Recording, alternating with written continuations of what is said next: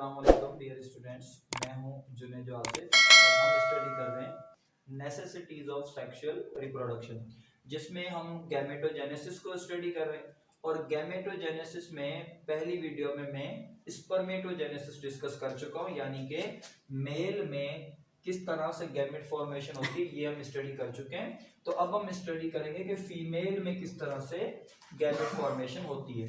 तो फीमेल की बॉडी में जो गैमेट फॉर्मेशन हो, यानी कि फीमेल की बॉडी में एग जो बनता है जिसे हम कहते हैं ओवम बनता है, इस प्रोसेस को हम कहते हैं oogenesis। जिस तरह से गैमेटोजेनेसिस मेल में बन रहा था तो हमने कहा स्पर्मेटोजेनेसिस, और फीमेल में फॉर्मेशन ऑफ गैमेट होती है तो उसे हम कहते हैं ये oogenesis है। oogenesis का प्रोसेस होता है। तो फीमेल में oogenesis का प्रोसेस कैसे होता है? तो सेम एज इट जैसे कि हमने डिस्कस किया था मेल में, वैसा ही प्रोसेस है। देखिए तो होता क्या है, सबसे पहले फीमेल के पास भी डिप्लॉइड सेल्स होते हैं बॉडी में, डिप्लॉइड सेल्स होते हैं बॉडी में। और वो डिप्लॉइड सेल कहाँ होते हैं? फीमेल के गोनेड्स में होते हैं, यानी कि फीमेल के पास ओवरीज होती हैं। तो ओवरीज में सेल होते हैं, ये गोनेड्स हैं, यहाँ पर सेल होते हैं। तो डिप्लॉइड सेल होते हैं ओवरीज में। इन डिप्लॉइड सेल को हम सेक्स सेल और जर्म सेल कहते हैं। ये जो डिप्लॉइड सेल होते हैं इन्हें हम सेक्स सेल्स और जर्म सेल्स कहते हैं। इन्हें हम कहते हैं ये सेक्स सेल्स हैं और जर्म सेल्स हैं फीमेल की बॉडी में। तो इनमें किस तरह का प्रोसेस होता है, यानी कि ये जो ओवरीज में जो diploid sex cell germ cells present होते हैं, वो किस तरह से जो है वो गैमेट फॉर्मेशन करते हैं, किस तरह से एग फॉर्मेशन करते हैं। तो सबसे पहले यहाँ पर हम एक ले रहे हैं कि ये एक सेल है, एक डिप्लॉइड सेल है, 12 नंबर ऑफ क्रोमोसोम वाला डिप्लॉइड सेल है, सेक्स सेल है, जर्म सेल है। तो ये वाला सेल जो है वो हमने लिया है। तो सबसे पहले ये सेल क्या करता है? ये करता है माइटोसिस करता है। और माइटोसिस एक ऐसी सेल डिवीजन है जिसमें एक सेल में से दो सेल बनते हैं। तो यानी कि जब ये माइटोसिस करता है तो यहाँ पर दो सेल बनते हैं।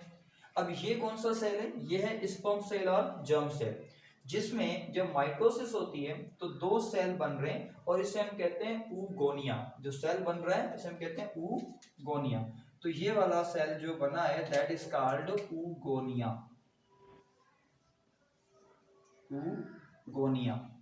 तो oogonia यानी कि ये सेल है जो बना है किसमें से? सेक्स सेल और जर्म सेल में से, जब माइटोसिस हुई।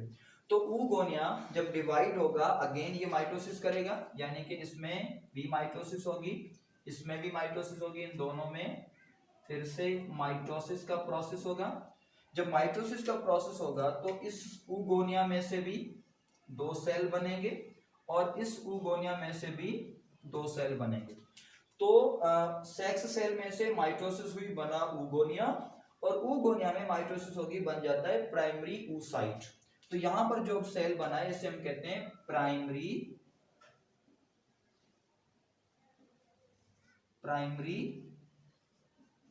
oocytes। ये जो बने ये प्राइमरी oocytes बने।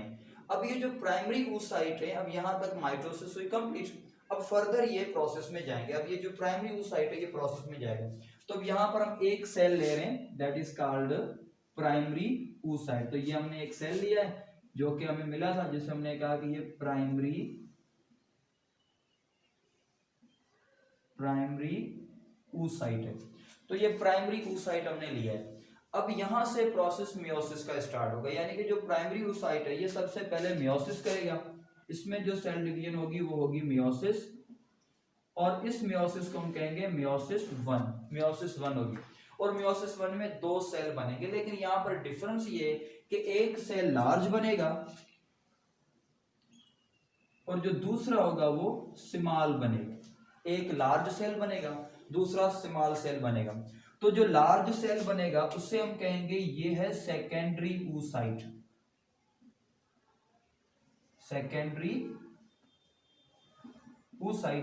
और ये जो स्मॉल सेल बनेगा इसे हम कहेंगे पोलर बॉडी। तो यानी कि मियोसिस 1 में प्राइमरी oocyte से एक बनता है सेकेंडरी oocyte और दूसरा उससे बनती है पोलर बॉडी। अब ये दोबारा मियोसिस करेंगे, यानी कि मियोसिस 2। तो अब जब मियोसिस 2 होगी तो ये भी उस प्रोसेस में जाएगा, ये भी उस प्रोसेस में जाएगा। तो यहाँ पर अब जो प्रोसेस हो रहा है उसे हम कह रहे हैं ये हो रही है मियोसिस 2। मियोसिस 2 हो रही है। तो जो मियोसिस 2 हो रही है इसमें क्या होता है कि जो सेकेंडरी oocyte है ये डिवाइड होगा, फिर से एक स्मॉल बनाएगा और एक लार्ज बनाएगा, और पोलर बॉडी डिवाइड होगी तो दो इसमें से और स्मॉल पोलर बॉडीज बन जाएंगे। तो होता क्या है, यानी कि सेकेंडरी oocyte मियोसिस 2 करके एक लार्ज सेल बना रहा है। तो ये जो लार्ज सेल बना रहा है इस सेल को हम कहते हैं ये एग है, या इसे हम कहते हैं ये ओवा है, या इसे हम कहते हैं ये ओवम है। एग, ओवा और ओवम। और ये जो तीन बन रही हैं, एक आ रही है सेकेंडरी oocyte से, डिवाइड हुआ तो दो सेल बनेंगे, एक एग बनेगा, दूसरी पोलर बॉडी बनेगी। तो ये पोलर बॉडी ये पोलर बॉडी कहां से आई है? Polar body from secondary oocyte, secondary oocyte से आई है। और ये जो दो पोलर बॉडीज हैं,